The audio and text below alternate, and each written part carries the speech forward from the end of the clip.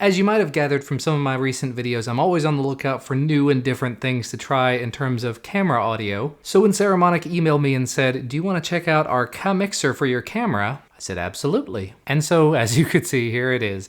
This is the Saramonic CaMixer, however you want to pronounce it. Mini preamp audio mixer kit, compact audio interface with phantom power and preamplifier, ideal for DSLR camera video production, or presumably mirrorless camera production, which is what I'm doing here. You can see loads of info here on the back, ideal for DSLRs and camcorders with a 3.5mm audio input, has two 3.5mm line and mic inputs with one mini XLR input, has two plug-in condenser microphones, built-in volume control, left and right volume meters, provides 48 volts of phantom power, and is powered by one 9-volt battery. I checked earlier, and luckily I have a box full of 9-volt batteries for some reason, so good stuff. You can see all of the specifications down here, lightly covered by the Saramonic sticker, 20 Hz to 20 kHz, input gains of 15 dB, level meter goes from negative 18 decibels to 3 decibels in 3 decibel increments, and inside of the box here, because I've actually already opened this and looked at it, you get a couple of audio cables, one that goes directly from the device into your camera, and one that has a splitter on it to go from the device into your camera, as well as presumably into a pair of headphones, or into the headphone jack or something. It showed it on the back of the manual and I have no idea what that's for, so I'll probably end up just using the other cable. You also get a mini XLR to full-size XLR cable, some warranty information, as well as, of course, the instruction manual, which, as I mentioned, shows what those cables are actually supposed to be for on the back, and has a full diagram of the device, as well as all the specifications and everything, and a quick start guide if you need it. And then here is the CaMixer itself. I'm going to keep calling it CaMixer, I don't really know. Here on the front, of course, you can see a little LCD panel, an on-off 48-volt switch. This powers the whole unit, as well as turning on phantom power. There's a monitoring switch here for playback and recording, a volume knob, a mini XLR jack here on the side, headphone jack, as well as the output on the other side. This is where you're going to put the output into your camera. A cold shoe mount here on the bottom, which actually unscrews. So you can technically just take this off and put this on a tripod if you're so inclined. And you have an additional cold shoe mount here on the top, so you don't actually lose your cold shoe whenever you put this on. And as I mentioned before, these are both removable condenser microphones, and they can both be spun around and put whatever angle you want them to be at. You could put them straight up and down if you wanted to, or pointed at whoever you want them to point at. And they have a little bit of flexibility to them. I don't know if that's by design or not. And they come with little built-in wind puffs that you could technically take off, mainly just to keep plosives at bay and whatnot. They're not actually going to reduce wind noise or anything. That is one unfortunate thing. This doesn't come with any sort of real wind protection, but you could come up with something, I'm sure, if you really needed it for these little microphones. When you turn the CaMixer on, you just flip the switch here and it turns from off to on.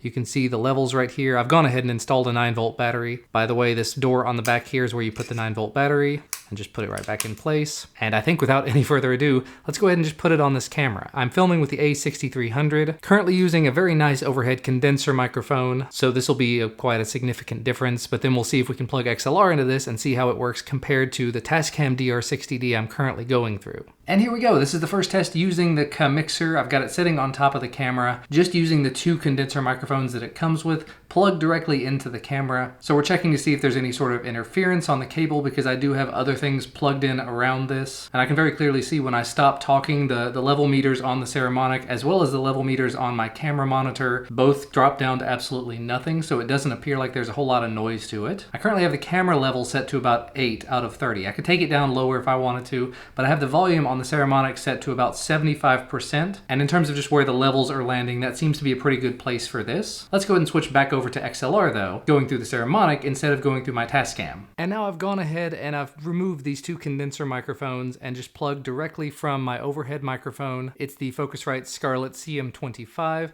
Use the XLR cable that was included with it to plug into the XLR to mini XLR cable on the Saramonic. And the levels on the Saramonic look to be okay. It's just using the right channel because, again, it's a condenser mic. It's one mono microphone on the right channel. I turned on the 48-volt phantom power, and it looks like the cable that's coming from the Saramonic into the camera is converting it into stereo for me, because the levels in the camera are showing both channels going up and down appropriately. So it doesn't look like it's quite as high as it was when I was using these, though. That's kind of confusing to me. I can always turn the volume up here in the Saramonic though, which will probably help a little bit.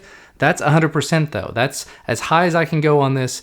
I can turn the camera up, of course, which would make it louder, but that looks to be high enough for the moment. And actually the volume knob goes a little higher than I thought it did. The really interesting thing though comes when I plug the condenser microphones back in and I have my XLR microphone plugged in. This should be a little bit confusing, but I've got all the microphones going now. I think they're all actually working at once. Yes, I just tapped on both the condenser mics and they both registered, which means that all three of the mics are currently working. I'll be curious to see how this audio sounds, but it's nice that there is this kind of flexibility to it. And a few minutes later, we're back. After taking a look at some of the footage that I captured using this, I'm gonna go ahead and say it. It's not the best thing that I've ever heard, but it's not all that bad. Currently, I'm just using the two condenser microphones and I'm a little bit closer to the camera, so hopefully it picks up a little bit better, a little less echoey. The really nice thing about this though is because it has those microphones included and because they are connected the way they are, you could technically flip them around.